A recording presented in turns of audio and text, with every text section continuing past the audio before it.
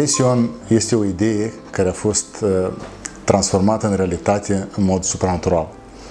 O comunitate de oameni care se adună săptămânal, discută, comunică în jurul lui Dumnezeu. Бен Сион переводится как «дети Сиона». Сион – это место обитания Господа. Ce este Bension pentru mine? Este în primul rând un proiect de suflet. Biserica este nu clădirea, ci oamenii, comunitatea care o formăm. Locul unde Dumnezeu ne onorează cu prezența. Și asta apreciez, atmosferă prietenoasă, atmosferă caldă, știi că la Bension întotdeauna o să te înțeleagă, o să te încurajeze și o să te ajute cu mare drag și cu mare bucurie. A fost biserica unde am văzut prima dată puterea Domnului în acțiune,